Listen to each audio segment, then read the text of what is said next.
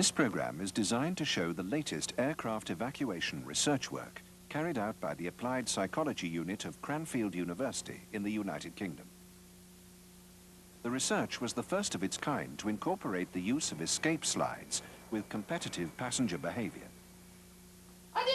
The objective was to assess the impact of the role of the cabin crew during an emergency evacuation.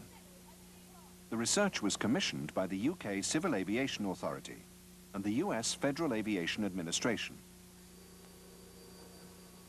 Cabin crew are legally required on board aircraft to ensure the safety of passengers, but their day-to-day activities reflect only some of the considerable safety training they undertake. Passenger care, in-flight services, and sales of duty-free goods are in stark contrast to their duties in the event of an emergency. 3 different styles of behavior were adopted to focus on how cabin crew might perform during an aircraft evacuation. These were assertive cabin crew. The cabin crew shouted concise, positive evacuation commands, used gestures to reinforce instructions, and made physical contact with volunteers. Non-assertive cabin crew. The cabin crew politely requested the volunteers to evacuate and used minimal gestures and physical contact. And no cabin crew involvement. The cabin crew left the aircraft prior to the evacuation of the volunteers. It was expected that assertive cabin crew actions would produce faster evacuation times. In an emergency, passengers may compete with each other, and this may slow down the speed of evacuation. To stimulate this competitive behavior in the trials, a system of reward payments was used to motivate the volunteers. The research was carried out at Cranfield, which has a history of research into passenger safety. Previous research has included evacuations through Type 1 floor-level exits and Type 3 over-wing exits, evacuations in smoke-filled cabins, and with water sprays operating. The Applied Psychology research team at Cranfield was headed by Professor Helen Muir, a leading specialist in aviation human factors. This latest research is a continuation of the original program, which began in 1987. That is your cue to literally undo your seatbelts and get out as quickly as you can. The trials, which consisted of 89 evacuations carried out over a 6-month program, were undertaken within an aircraft cabin simulator inside one of the hangars at Cranfield. The cabin was typical of a Boeing 737, which, although only half the length of the actual aircraft, had the same width and height. The unit was equipped with Type 1 exits. Slides typical of those fitted to aircraft were specially designed and manufactured in order that the potential for injury was minimized. The seating configuration was 3 seats either side of a single aisle. The total seating capacity was 60. The cabin was equipped with floor proximity lighting, 1 double cabin crew seat with full harness, and passenger address system. If you aren't familiar with the operation of the seatbelt, a computerized center was used to control and monitor lighting, sound, and the passenger address system. For the research trials, video cameras were installed strategically within the cabin, whilst additional cameras were used to record events outside the unit.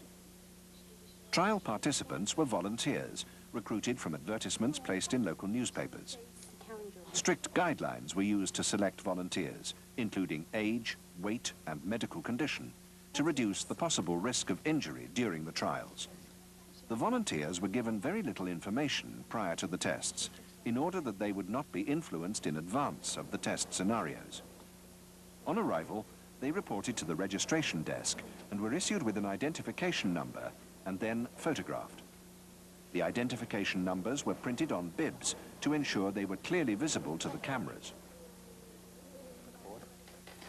Each participant was required to complete a medical questionnaire before attending a medical interview. The doctor carefully questioned each volunteer, checking their medical history and ensuring they were fully fit.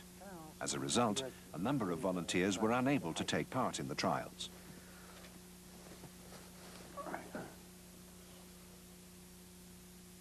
That's fine. Fine. Bye-bye. Prior to boarding, the volunteers were briefed by Professor Muir, who explained the background and objectives of the trials. They were advised about procedures should a potentially dangerous situation arise during the evacuation, and were given instruction on the use of the slides. Stand on the edge of the aircraft and jump and sit down onto the slide with your feet out in front of you, and you'll go straight down to the bottom. Research team members acted as cabin crew. This was to maintain consistent levels of assertive and non-assertive actions. Firemen were placed at the foot of the slides to assist the volunteers if necessary. For realism, each evacuation trial commenced with a pre-departure safety briefing, which included instruction on exit location and how to fasten and unfasten seatbelts. Are clearly marked and are being pointed out to you.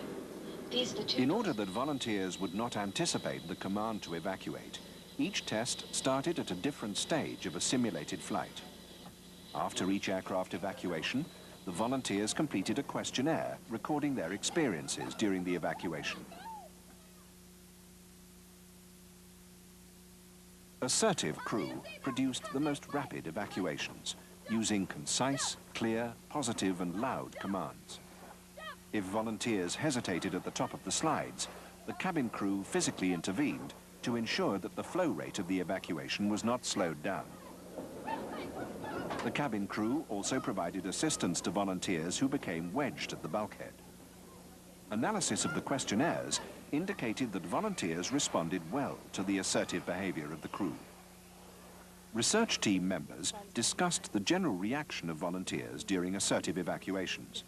Passengers seem to respond in a more organised and better sense, and we find it a lot easier. Yeah. You feel like you have command of the situation, how people are jumping onto the slides, how they're behaving in the cabin. We sort of tend to say, under your seatbelts, come this way, this door, or both doors, exit blocked, so that they can't be misunderstood, so that they always understand exactly what we're saying, and very short and to the point. Yeah. And if people are hesitating and we've already used those commands, just simply shout, come on, at them and make them move. Get eye contact with them and start shouting at them.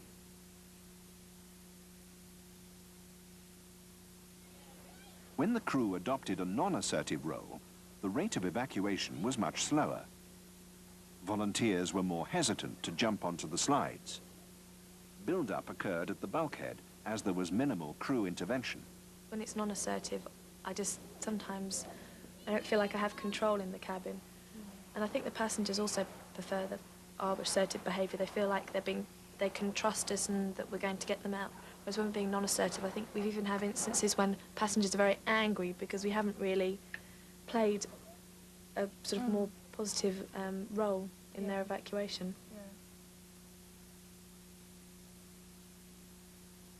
Under your seatbelt. In the third series of tests, the cabin crew evacuated first. This was to represent the situation cabin crew may be incapacitated. These tests produced similar evacuation times as the non-assertive cabin crew scenarios.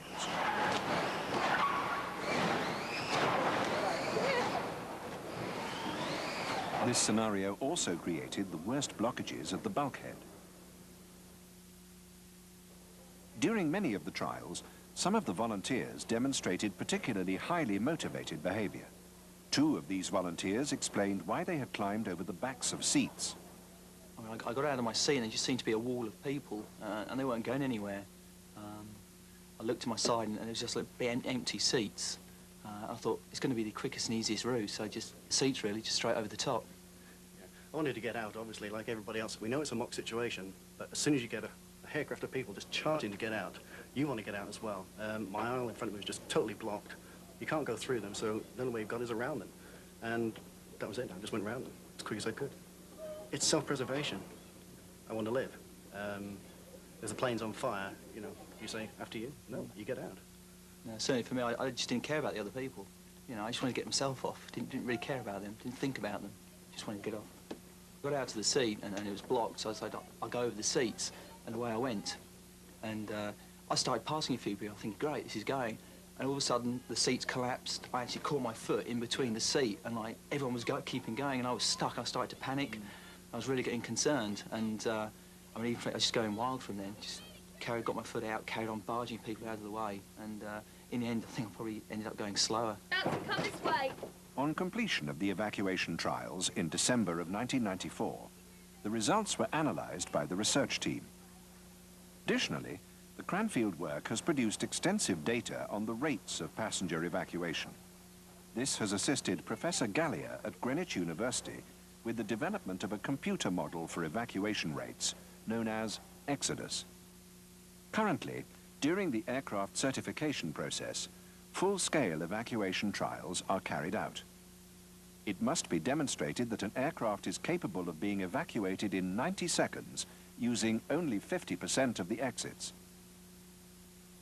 The professor explained how the program would assist future research. The use of validated computer models could reduce the total reliance we currently have on full-scale evacuation trials and experiments. We could, for example, use the evacuation model in the design and development of safer aircraft.